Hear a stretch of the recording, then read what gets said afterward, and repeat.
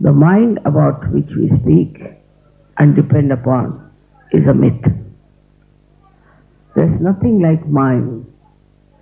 Brain is reality, not the mind.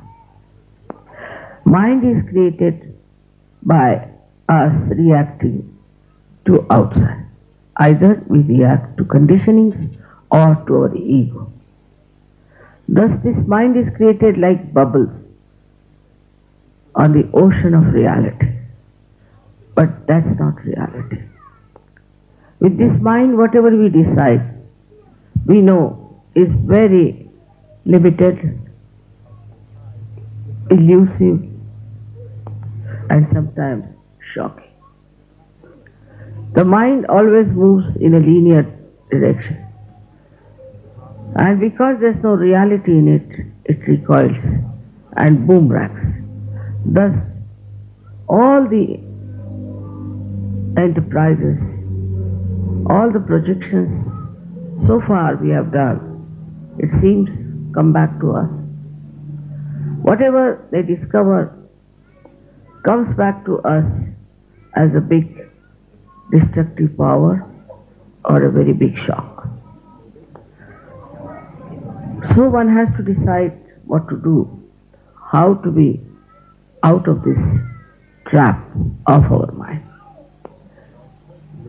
Kundalini is the solution. When she is awake, she takes you.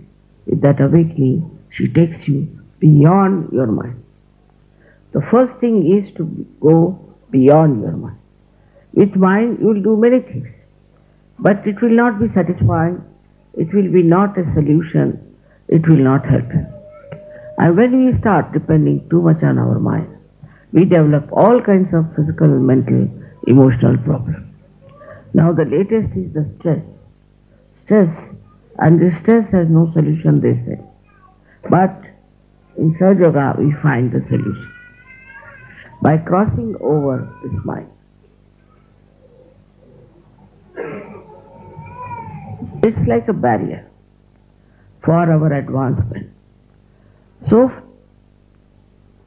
when you get your realization, you must understand that your Kundalini has taken your attention beyond the mind. Now this reaction to outside has come because we human beings have a prism-like brain, or we can say prism-like skull. And when the energy passes into it, I have explained it in my books, it goes into bifurcations, or you can say refractions, by which our attention goes out and we react. If we react too much, then these bubbles create a very horrible mind which can lead to any kind of thing. It justifies itself, it pampers your ego.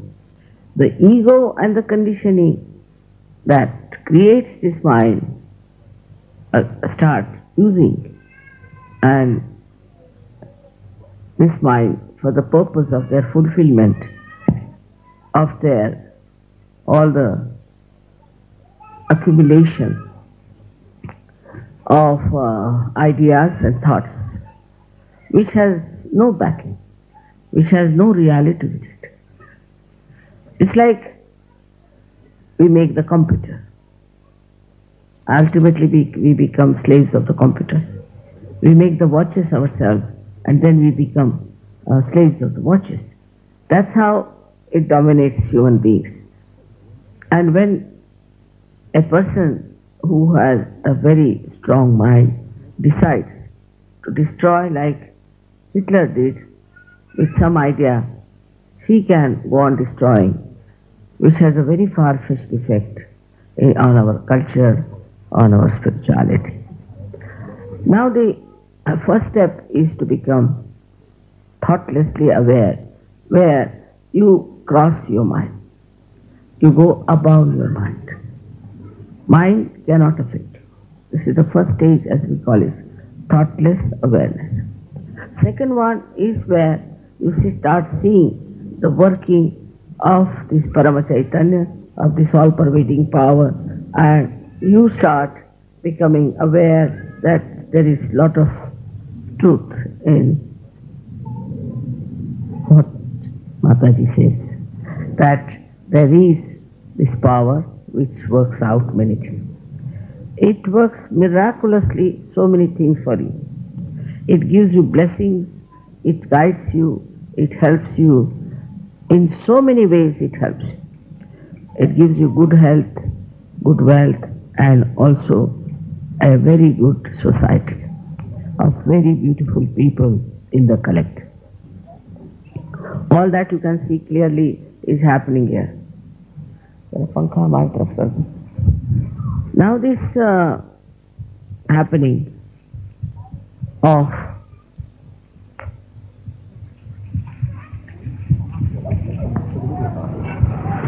achieving thoughtless awareness is very simple and easy. But to maintain at that point is difficult. We still react and we think. Anything you see, you react.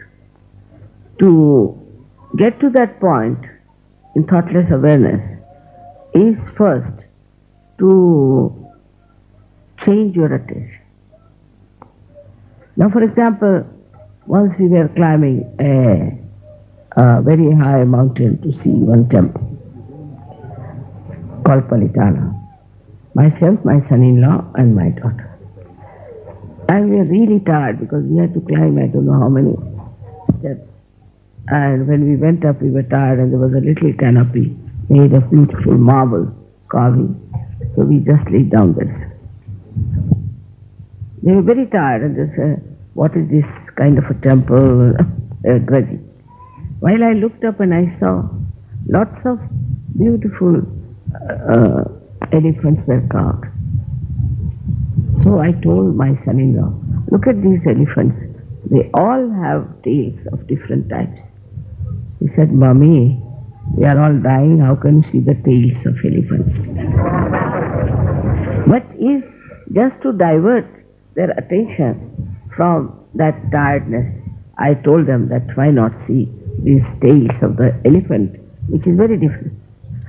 So what happens that when you are putting your attention so much to outside all the time, then you must first of all also divert your attention.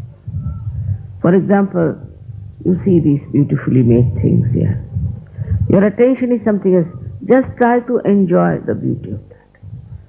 See, there are beautiful carpets. Just look at them without thinking. Because they don't belong to you, so no headache. They belong to somebody else. It's very good. Otherwise, if it belongs to you, you start thinking, "Oh my God, I've spreaded them here. What will happen? They have to be insured," or some sort of a thing like that. That's common human reaction. But if it doesn't belong to you, you can watch it nicely. Now you watch it and don't think. You'll be amazed when you see the beauty that is put inside this. You'll see the artist who has put his joy, his exuberance into it. And you'll be amazed after realization that this exuberance will fill into you and a cool kind of a relaxation will come into you.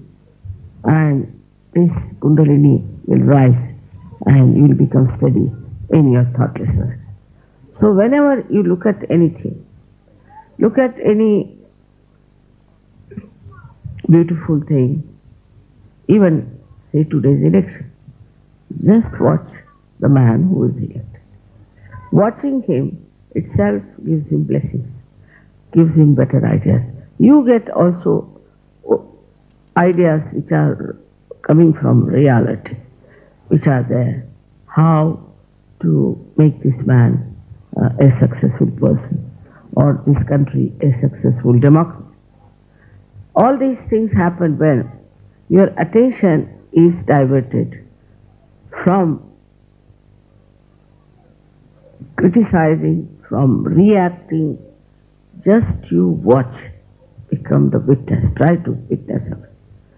It's not so very yet practiced.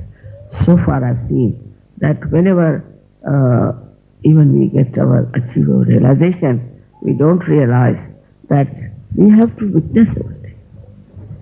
When you start witnessing through your spirit, then you don't see the bad points of another, but you see the good points.